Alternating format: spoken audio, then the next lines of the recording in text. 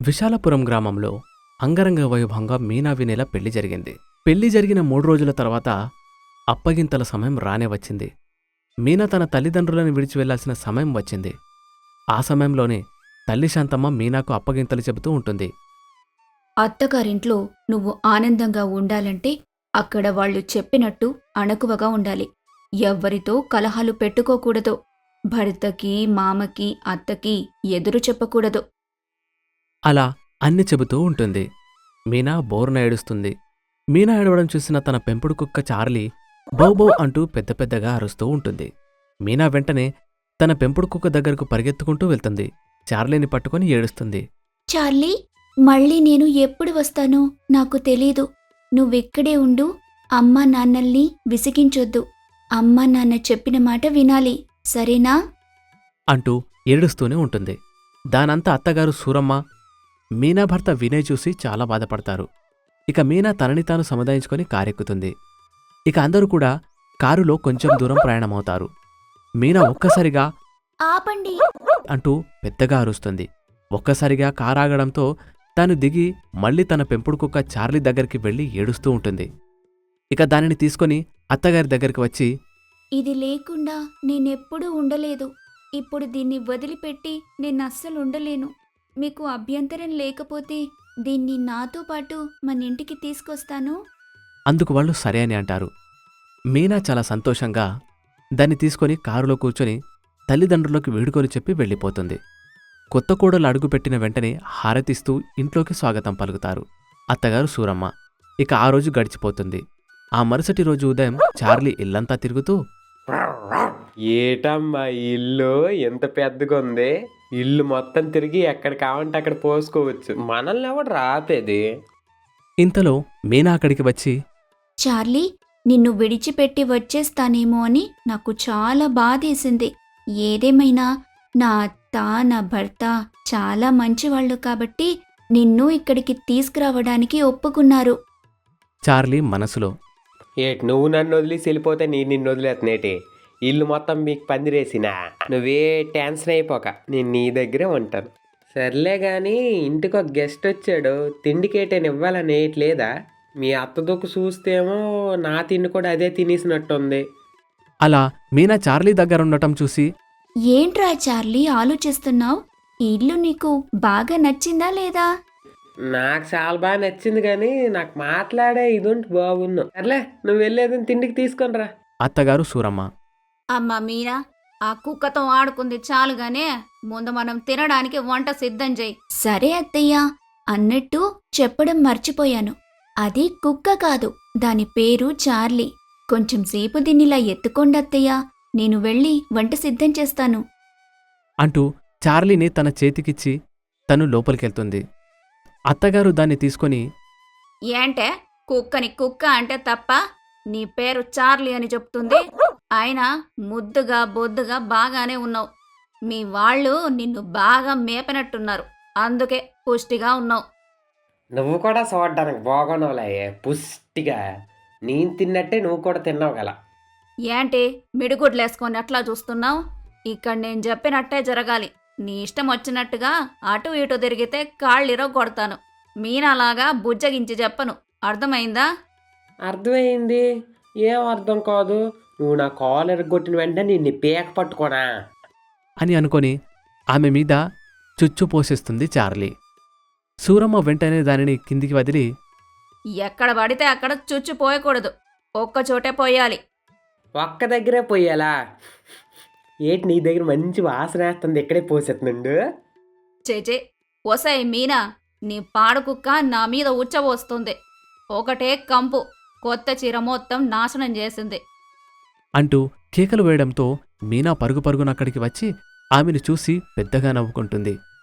ఏంటే నీకు నవ్వులాటగా ఉందా? నీ కుక్క నా మీద ఉచ్చబోసిందని చెబుతుంటే. అత్తయ్య, ఇందాకే చెప్పాను కదా, దాని పేరు చార్లీ. అయినా చార్లీకి మీరు బాగా నచ్చినట్టున్నారు, అందుకే మీ మీద పోసేసింది. ఒరేయ్ చార్లీ, నీకోసం చికెన్ రెడీగా ఉంది, వచ్చి తిందువు రారా. మా వానరామ్ ఈరోజు నా కోసం చికెన్ చేసిందా? యాపీకి తినేస్తున్నాం అని చార్లీ అనుకొని మీనా తనతో పాటు లోపలికి వెళ్ళిపోతుంది. చార్లీ బాగా తినేసింది. ఏసీలో పడుకుంటుంది. అబ్బా ఎంత చల్లగా ఉందో, తినడం తాగడం తిరగడం ఎంత హ్యాపీగా ఉందో. ఇప్పుడు కొద్దిసేపు తొంగుని పోయి మధ్యాహ్నం మళ్ళీ వేసి కోసం తినేసి మళ్ళీ పడుకుని పోవచ్చు. అని అనుకుని చార్లీ అలా పడుకుంటుంది. ఇంతలో అత్తగారు వచ్చి ఏసీ ఆఫ్ చేస్తారు ఏటి ఏసీ ఆఫ్ చేసింది? అని పెద్ద పెద్దగా అరవడం మొదలు పెడుతుంది. ఇంతలో మీనా అక్కడికి వచ్చి, అత్తయ్య, ఎందుకు ఏసీ ఆపేశారు? చార్లీ ఏసీ లేకపోతే అస్సలు పడుకోదు. అంటూ ఏసీ ఆన్ చేస్తుంది. దాన్ని చూసి మనసులో చార్లీ నవ్వుకుంటుంది. ఇక రోజులు గడుస్తూ ఉన్నాయి. ప్రతిరోజు కూడా అత్తగారి దగ్గరికి వెళ్ళి వాసన చూసి చిచ్చుపోస్తుంది. దానివల్ల అత్త కోడళ్ళకి ఎప్పుడూ గొడవ అవుతూ ఉంటుంది. దాన్ని చూసి వినయ్ కూడా బాగా విసిగెత్తిపోతాడు. ఒకరోజు కరెంటు బిల్లు చూసి సూరమ్మ, ఒరేయ్, ఆ దిక్కుమాలిన కుక్కని తీసుకొచ్చి ఇంట్లో పెట్టింది. ప్రతిరోజు ఏసీ వేయకపోతే దానికి నిద్ర పట్టదు. కరెంటు బిల్లు చూడు, 3000 రూపాయలు వచ్చింది. ఏ రోజు కూడా ఇంత రాలేదు. అబ్బా ఏం చేయమంటావు నన్ను?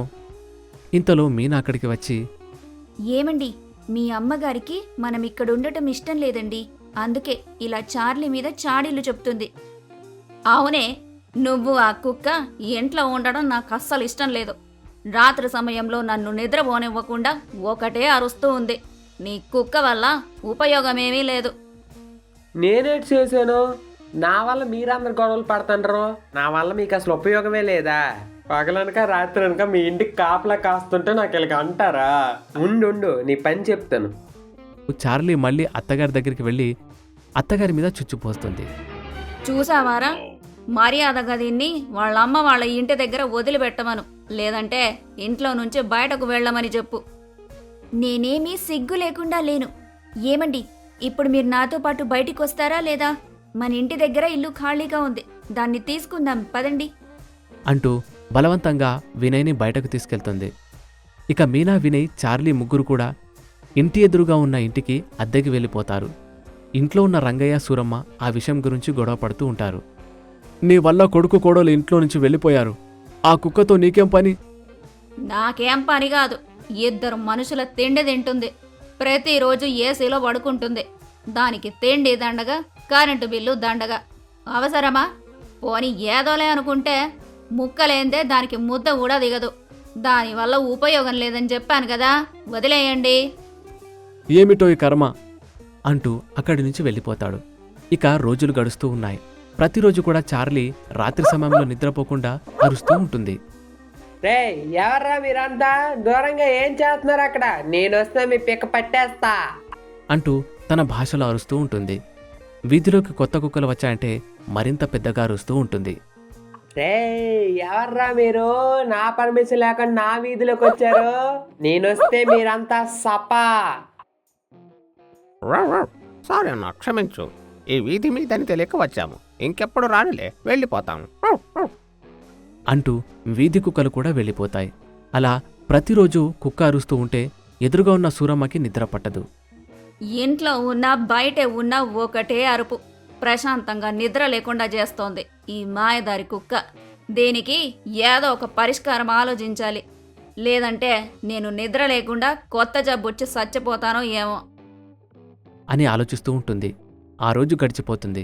ఆ మరుసటి రోజు ఉదయం కాంతమ్మ అనే తన స్నేహితురాలిని ఇంటికి పిలుస్తుంది. కాంతమ్మ ఇంటి బయట నిలబడి సూరమ్మని పిలుస్తుంది. అంతలో ఎదురుగా ఉన్న చార్లీ పెద్ద పెద్దగా అరుస్తూ ఉంటుంది. ఎవరై నువ్వు? గ్రహాంతరవాసి కప్పలాగా ఉన్నావు.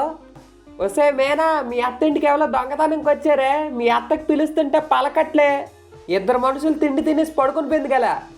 వచ్చేయ్, నీ ఇంటికి ఏదో వచ్చినట్టు అరుస్తున్నావు. నోరు మూసుకొని లోపలికి వెళ్ళవే. కర్రని చూసి చార్లీకి బాగా కోపం వస్తుంది. ఏటే నాకే కర్ర చూపిస్తాను, ఒక్కసారి గేట్లు తెరిచి చూడే అంటూ పెద్దగా అరుస్తూ ఉంటుంది. ఇంతలో సూరమ్మ వచ్చి కాంతాన్ని లోపలికి తీసుకెళ్తుంది. ఎవరిది వదినా కుక్క ఒక్కటే అరుస్తోంది? ఉందిగా మా కొత్త కోడలు, దాందే. ఇదేటమ్మా వీళ్ళిద్దరు లోపలికి వెళ్ళి కొసలాడిపోతాండ్రా అని చార్లీ వాళ్ళ ఇంటి గేటు దగ్గరే అటు ఇటు తిరుగుతూ ఉంటుంది. చూసావా, మిడిగుడ్లేసుకొని ఎలా చూస్తోందా? కాంతమ్మ బాగా ఆలోచించి, నేనెక్కడిది చెప్తాను చూడలేదా వదిన గారు? ఒక కుక్క ఒక కుటుంబాన్ని విడగొట్టిందా? పైగా నిద్ర లేకుండా చేస్తుందా? ఈ కుక్కని ఊరికే వదిలిపెట్టకూడదు, ఏదో ఒకటి చేయాలి. ఏం చేయాలో చెబుతామనే కదా నిన్నిక్కడికి తీసుకొని వచ్చింది. నాకు ఒక మంచి ఐడియా వచ్చింది వదిన గారు. వెంటనే ఆ కుక్కని కిడ్నాప్ చేద్దాం. ఏంటే కిడ్నాపా? కిడ్నాప్ అన్న మాట వినగానే చార్లీ, ఒసే మేనా, ఆ గ్రహాంతర్వాస్ కప్పున్నో మీ అత్త బాండది కలిసి నన్ను కిడ్నాప్ చేస్తారటే. నువ్వు నన్ను వదిలి ఎక్కడికి వెళ్ళమాకో అంటూ కేకలు వేస్తుంది. ఇంతలో మీనా బయటకు వచ్చి, ఏమైందిరా నీకు ఇంత పెద్దగా అరుస్తున్నావు? నోరు మూసుకొని ఇంట్లోకి వెళ్ళి పడుకో, లేదంటే ఇక్కడుండవు. ఇంకోసారి అరిచావంటే వాతలు పెడతాను. వామ్మో, ఈరోజు నేను చాలా జాగ్రత్తగా ఉండాలి. మేనాన్ని అసలు వదిలిపెట్టి వెళ్ళకూడదు. ఏమైందిరా నీకు ఈరోజు ఇలా అల్లరి చేస్తున్నావు? సర్లే ఇంట్లోకి వెళ్దాం పదా. చాలా సమయం తర్వాత మీనా మార్కెట్కి వెళ్తూ చార్లీతో, చార్లీ, నేను మార్కెట్కి వెళ్ళి ఇప్పుడే వస్తాను, నువ్వు జాగ్రత్తగా ఉండు. ఒసే మేనా, నువ్వు నన్ను వదిలిపెట్టి వెళ్ళిపోతే వాళ్ళు నన్ను కిడ్నాప్ చేస్తారే. నన్ను వదిలిపెట్టి వెళ్ళకే అంటూ పెద్ద పెద్దగా అరుస్తూ గోల చేస్తుంది. ఏమైంది ఈరోజు నీకు ఇలా గొడవ చేస్తున్నావు? ఇప్పుడే వస్తానని చెప్పాను కదా, నోరు మూసుకొని కూర్చో. అని మీనా బయటకు వెళ్తుంది. చార్లీ అరుస్తూనే ఉంటుంది. మేనా, నన్ను వదిలిపెట్టి వెళ్ళిపోతాను కదా, ఇప్పుడు నేను ఉంటానో పోతానో నాకే తెలీదు అని అంటూ ఉంటుంది. ఇంకా దానంతా చూసిన అత్తగారు, కాంతమ్మ, నా కోడలు బయటికెళ్ళింది, ఇదే మంచి అవకాశం. కుక్కను కిడ్నాప్ చేద్దాం. అన్నట్టు మర్చిపోయాను, ఇందాక నీకు బిస్కెట్లు ఇచ్చాను కదా, అవి జాగ్రత్తగా ఉంచు. ఎందుకు సూరమ్మా? ఎందుకంటావేంటి? అవి కుక్క బిస్కెట్లు, దానికి వెయ్యొద్దా? కుక్క బిస్కెట్లా? అవి కుక్క బిస్కెట్లని తెలియక నేను తినేశాను. ఓసే తిండిపోతు మొహందాన, నీకు తినడానికి ఇంకేం దొరకలేదంటే పైగా ఆ బిస్కెట్లు కుక్క నాకింది. కాంతమ్మ చాలా ఆశ్చర్యంగా వాంతులు చేసుకోవాలని ప్రయత్నిస్తూ ఉంటుంది. నువ్వెంత గక్కినా అది బయటకు రాదులే, త్వరగా వెళ్దాం పదా. అని అనడంతో కాంతమ్మ సరే అని చెప్పి అక్కడి నుంచి కుక్కని కిడ్నాప్ చేయడానికి వెళ్తారు. చార్లీ వాళ్ళని చూసి పెద్ద పెద్దగా అరుస్తూ ఉంటుంది. ఇదిగో నా దగ్గరికి వచ్చారో కరిసెత్ను, నా దగ్గరికి రావద్దు. చార్లీ నాన్న, బుజ్జి కన్నా అరవకూడదు నాన్న, నా దగ్గరికి రా. వసే బండదానా, నీ యాసలన్నీ నాకు తెలిసే. నన్ను కిడ్నాప్ చేద్దామని వచ్చి నన్నే బుజ్జగిస్తావా? నేనేటి ఆ కాంతవంత పిచ్చిదాన్నేటి కాదు, మనిషి బిస్కెట్కి కుక్క బిస్కెట్కి తేడా తెలియపోవడానికి. చాలాసేపు కష్టపడి ఏదో ఒక రకంగా తనని కిడ్నాప్ చేసి అక్కడ వచ్చి వాళ్ళింటికి తీసుకెళ్తారు. ఏదో ఒక రకంగా తీసుకొచ్చాం, ఇప్పుడు ఏం చేయాలి? నన్ను వదలండి, మర్యాదగా నన్ను వదలండి. ఒక్కసారి పోను వదిలిపెట్టి చూడండి, ఉసేన్ బోల్ట్ కంటే ఫాస్ట్ గెలిపోతున్నాం అని చార్లీ అనుకుంటూ ఉంటే వీళ్ళిద్దరూ మాట్లాడుకుంటూ ఉంటారు. కుక్కలకి మనం చెప్పేదన్నీ అర్థమవుతాయి. మనం దీన్ని బెదిరిస్తే కుదురుగా ఉంటుంది, లేదంటే ఇలాగే మనల్ని సతాయిస్తుంది. నువ్వు చెప్పిన మాట నిజమే, నేను కూడా చాలాసార్లు ఈ మాట విన్నాను. ఇప్పుడు దీన్ని నిజంగానే బెదిరించాలి. బెదిరించటం కాదు, నిజంగా మనం చెప్పినట్టు అది చేయకపోతే దానికి మనం ఏదైతే చెప్తామో అదే చేసి చూపిస్తాను. నన్నేం చేద్దాం అనుకుంటున్నారా? ఆ టెన్షన్ నేను పడలేకపోతున్నా. నన్ను ఏం చేద్దాం అనుకుంటున్నాను ముందు చెప్పండి అంటూ కేకలు వేస్తోంది. బొసై చార్లీ, నీకు అన్నీ అర్థమవుతాయని నాకు బాగా తెలుసు. నువ్వు రాత్రిపూట పెద్ద పెద్దగా అరుస్తున్నావు, దానివల్ల మాకు నిద్ర ఉండటం లేదు. నిద్ర పట్టట్లేదా? నిద్ర పట్టకపోతే నాతో కాపలా ఉండు, నాకు కూడా ఓ తోడులాగా ఉంటది. అరవకుండా చెప్పేది పూర్తిగా ఈను. ఈ రోజు నుంచి రాత్రిపూట నీ గొంతులో నుండి శబ్దం వినబడిందంటే ఏం చేస్తామో తెలుసా? నీ కళ్ళు, కిడ్నీలు, గుండె, లివరు అన్నీ అమ్మేస్తాం. నేనేటి పాపం చేసానే నా మీద పడ్డారు? నీకన్నీ అర్థమవుతాయని నాకు బాగా తెలుసు. నా దగ్గర నాటకాలు వేయొద్దు. నేను వెళ్ళేటప్పుడు నన్ను చూసి అరిచినా సరే నీ కాళ్ళు రెండిర్చి పోయిలో పెట్టేస్తాను. నువ్వు అన్నంత పని చేస్తావే తల్లి, ఈ రోజు నుంచి నువ్వు చెప్పిన మాట వింటాను. నీకంత అర్థమైంది కదా, ఏది నాకు షేక్ హ్యాండ్ ఇవ్వు. అనగానే చార్లీ అరవడం మానేసి షేక్ హ్యాండ్ ఇస్తుంది. వాళ్ళు చెప్పినట్టు చేస్తుంది. ఇప్పుడు దీనికి మనం చెప్పినవన్నీ అర్థమయ్యాయి, ఇంకా వదిలిపెట్టు. ఈ రోజు నుంచి నీకు దాని బాధ ఉండదు అని చెప్పడంతో ఆమె చార్లీని వదిలేస్తుంది. చార్లీ చాలా హ్యాపీగా ఇంటికి వెళ్తుంది. ఆ రోజు గడిచిపోతుంది. ఆ మరుసటి రోజు నుంచి సూరమ్మను చూసి చార్లీ మొరగడం మానేస్తుంది.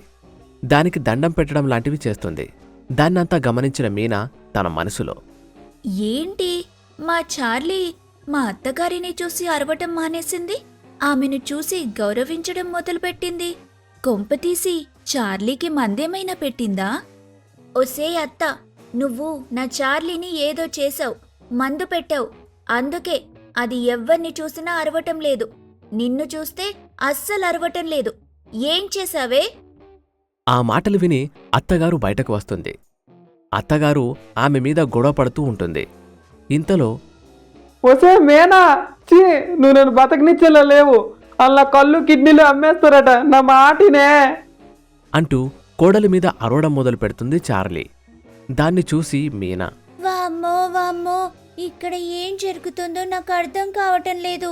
నేను తిండి పెట్టే కుక్క నా మీదే తిరుగుబాటు చేసేలా చేసావు కదా. నేను చేయడం కాదు, దానికి సరిగ్గా తిండి పెడితే అది నీకు కూడా బాగానే రెస్పెక్ట్ ఇస్తుంది. ముందు దానికి సరిగ్గా తిండి పెట్టు. అని ఇద్దరు కూడా గొడవ పడుతూ ఉంటే ఇంతలో వినయ్ వచ్చి వాళ్ళ గొడవని సద్దుమణిగేలా చేస్తాడు. ఇక ఎవరి పాటికి వాళ్ళు వెళ్ళిపోతారు. సూరమ్మ చార్లీ వైపు చూసి, దాని మీదకి బాగానే అరిచావే, ఇలాగే బుద్ధిగా ఉండు. మరికొన్ని రోజులు గడిచాయి. ఒకరోజు చార్లీని మీనా కొంచెం సేపు తిరిగి వస్తుందని బయటకు వదిలేస్తుంది. చార్లీ ఎంతో సంతోషంగా బయట తిరుగుతూ, రోజు ఇంట్లో ఉండి విసిగి పుట్టేస్తుంది. ఇప్పుడు చాలా సంతోషంగా ఉంది. ఎక్కడికి కావాలంటే అక్కడికి వెళ్ళొచ్చు అంటూ తిరుగుతూ ఉండగా ఇంతలో అత్తగారు వస్తూ ఉంటుంది. అత్తగారిని చూసి చార్లీ, ఓలమ్మో రాక్షసి, దీంతో కొంచెం జాగ్రత్తగా ఉండాలి అనుకుంటూ ఉంటుంది. ఇంతలో ఎవరో ఒక వ్యక్తి ఆమె దగ్గరికి వచ్చి, మేడం, ఈ అడ్రస్ ఎక్కడో కొంచెం చెప్తారా? నాకు అర్థం కాలేదు. సూరమ్మ దాన్ని చూస్తూ ఉంటే అతను ఆమె మెడలో ఉన్న గొలుసుని లాక్కొని వెళ్తాడు. సూరమ్మ కింద పడిపోతుంది. సూరమ్మ పెద్దగా అరుస్తూ, దొంగ, దొంగను పట్టుకోండి, పట్టుకోండి. ఇంతలో దానిని గమనించిన చార్లీ, ఒరే దొంగ వెదవా, ఆగరా అంటూ అతని వెంట పడుతుంది. అతని మీద పడి కొరుకుతుంది. ఆ నగని లాక్కొని పరిగెడుతుంది. అతను కోపంగా చార్లీ మీద రాయి విసురుతాడు. రాయి తన కాలికి తగిలి బాగా గాయమవుతుంది.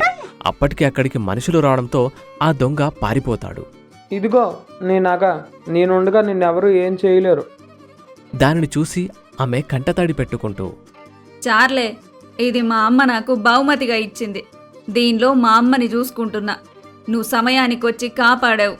అయ్యో, నీ గాయమైనప్పటికీ నా కోసం ఇలా చేశావా చార్లీ? నన్ను క్షమించు. అంటూ చార్లీని దగ్గరకు తీస్తుంది. చార్లీ ఆమె ప్రేమకు దాసోహమవుతాడు. ఆమె వెంటనే తనతో పాటు ఇంటికి తీసుకెళ్లి గాయానికి మందు రాసి కట్టుకడుతుంది. కొంత సమయం తర్వాత పాలు పోస్తుంది. చార్లీ ఆమె వైపు అలా చూస్తూ ఉంటుంది. చార్లీ, నేను పైకలా అరుస్తాను గాని ఒక ప్రాణాన్ని తీసేంత దుర్మార్గురాల్ని కాదు. నా మీద నీకు నమ్మకం ఉంటే దాగు, లేదంటే వదిలేసెళ్ళిపో. ఆ మాటలకు చార్లీ ఏం మాట్లాడకుండా తాగుతుంది. ఇక చార్లీ, సూరమ్మ ఇద్దరు కూడా స్నేహితులైపోతారు. సూరమ్మ చార్లీతో చాలా కబుర్లు చెబుతూ, నీకసలు ఎన్ని తెలివితేటలు ఎక్కడ్నుంచొచ్చాయే చార్లీ?